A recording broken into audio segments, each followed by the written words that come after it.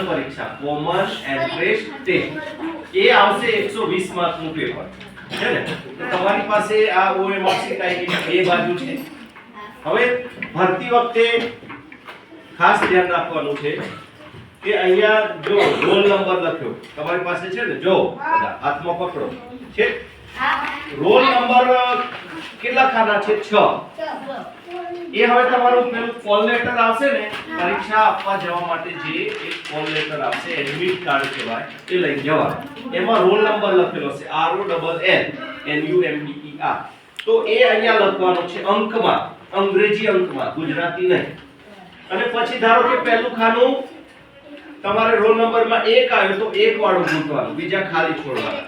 ધારો કે 1 પછી છે 0 તો 0 વાળું ગૂંથવાનું, છેલ્લે નીચે છે. પછી ધારો કે 3 હોય તો 3 વાળું ગૂંથવાનું, હે ને? સમજ્યા? એવી રીતે જે અંકો હોય, તમે ચોથા નંબરના ખાનામાં ધારો કે 5 લખેલા છે તો એ ચોથા વાળી લાઈનમાં પાંચમા નંબરનું છે એ ગૂંથવાનું. તમે આ નવોદયમાં કર્યું જ છે, હે ને? નવોદયની પરીક્ષા 25 વિદ્યાર્થીઓ આપી તો એમને ખબર છે. જે નવા છે પહેલી વાર જશે એ પણ આ શીખી જશે, બરાબર? તો આપણે એવું કરીએ કે બધા માટે એક નંબર લઈ લઈએ. જેમ કે બધાનો અત્યારે એક નંબર હું તમને ગૂંથતા શીખવાડ દઉં. એ તમે નંબર ગૂંથજો, બરાબર? તો એ નંબર આપણે અહીંયા 6 ખાના છે તો 6 અંકનો લઈ લઈએ. 6 અંકનો નંબર રાખીએ આપણે.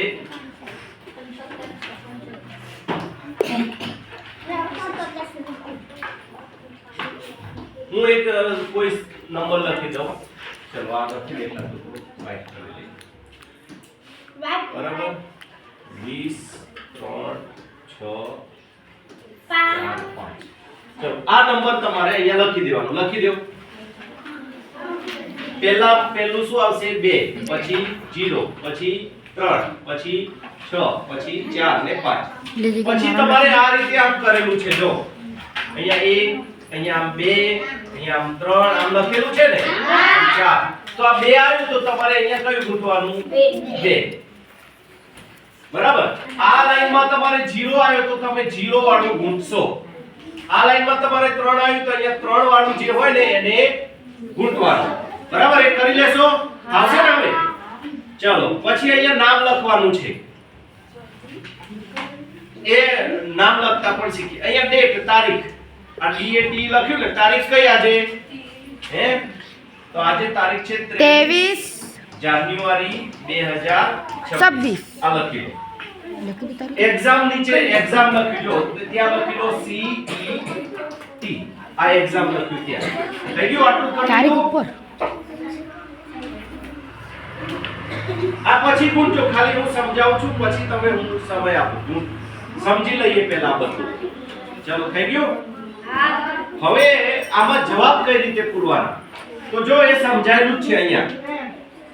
गोले को कैसे भरे, हाउ टू फिल सर्कल. तो रोंग मेथड અને કરેક્ટ મેથડ બે આપી છે. રોંગ મેથડ માં શું આપ્યું? ધારો કે આમ A છે, આમ B, આમ C અને આમ B, બરાબર? તો તમને એમ પહેલા તો જવાબ લાગ્યો કે A જવાબ આવે એટલે તમે A ભૂલતી નાખ્યો. પછી તમને એમ થયું કે A ના આવે, B આવે. બીજી વાર તમે દાખલો ગણ્યો, બીજી વાર પ્રશ્ન જવાબ શોધ્યો તો તમને એવું લાગ્યું કે A આવે નહીં, એટલે તમે આ ગૂંથ્યું હતું ને આમ, તો તમે પાછો અહીંયા B આવે એમ લાગ્યું તો આપણે ચોકડી મારી B ગૂંથ્યું, પછી આમ ખરું કર્યું. તો આ OMR રીડર આ વાંચશે નહીં, આનો જવાબ સાચો ગણાશે, એ ચકાસે નહીં. સાચું શું કરવાનું છે? આમ A, B, C અને D 3 ખાના છે. જોજો 4 ઓપ્શન હશે તો તમને લાગે કે B જવાબ છે તો તમારે અહીંયા વચ્ચે પકડવાની છે. આમાં ગૂંથી લેવાનું, બરાબર? ફાટી જાય એટલું બધું ગૂંથવાની જરૂર નથી. A, C, D જવાબ નથી આવતો તો ત્યાં એક પણ ટપકું થવું જોઈએ નહીં. આ ગૂંથતા ગૂંથતા તમારું આમાં ઘૂસી જવું જોઈએ નહીં. પછી છેલ્લે સમય બચે અને બરાબર તમને લાગે કે ગૂંથેલું નથી, આ થોડી જગ્યા બાકી રહી ગઈ છે, સમય છે, તો થોડું આમાં ગૂંથી લેવાનું. બસ તો આ રીતે તમારે આમાં જવાબ ટીક કરવાના છે. બીજું, હવે ધ્યાન આપજો, ધ્યાન આપજો બધા. આપણી પાસે ઘણા બધા પેપર છે. આપણે એ પેપરો સોલ્વ પણ કર્યા. આપણે આ જ્યારે ડોક્યુમેન્ટ્સ કાઢીએ છીએ ફોલ્ડર, તો જો કેટલા બધા પેપર છે. ધોરણ 7 ના છે, 5માના, અહીંયા CET 3 એમ બધા પેપરો નાખેલા છે. લગભગ આપણે સોલ્વ કરી લીધા. તો એમાંથી આપણે જે પેપર સોલ્વ કરીએ છીએ, બરાબર, ધારો કે હું અહીંયા એક પેપર કાઢું, જેમ કે આ 2024 માં પૂછાયેલું પેપર કાઢ્યું મેં. હવે હું અહીંયા આ પ્રશ્નનો જવાબ કરું છું કે નીચેના પૈકી કયો ખૂણો કાટકોણ નથી. તો ટીવી નો કોઈ એક ખૂણો, તો ટીવી ના ખૂણા તો ચોરસ ટીવી હોય તો કાટખૂણા હોય, એટલે આ જવાબ આવે નહીં. મોં ખોલીને પડેલા મગરના બે જડબા, તો મગરનું મોઢું કે કાટખૂણા જેટલું એલ આકારનું ખુલે નહીં. તો આ જવાબ આવશે કે મોં ખોલીને પડેલા મગરના જડબા કાટખૂણો નથી. હવે એ 35મો પ્રશ્ન છે. મારી પાસે પેપર અલગ હશે, OMR શીટ અલગ હશે. તો હું આ જ્યારે કરીશ ને ત્યારે OMR શીટ પર આ 35મા પર અમારી આંગળી હશે કે હા મેં 35મો વાંચ્યો અહીંયા, તો 35માં B જવાબ આવે તો હું B ગુંટીશ. બરાબર, ભૂલથી એ છત્રીમાં ના થઈ જાય એ ધ્યાન રાખીશ. અને ધારો કે થઈ ગયું તો પછી છત્રીનો 37 કરી દેવાનો ના. એક ભૂલ પડી તો પડી, પછી બીજી વાર ધ્યાન રાખવાનું કે હું 37 નો 37 માં જ ટીક કરું. જે પ્રશ્ન વાંચું છું એ જ હું ટીક કરું છું, એ ધ્યાન રાખીને કરીશ.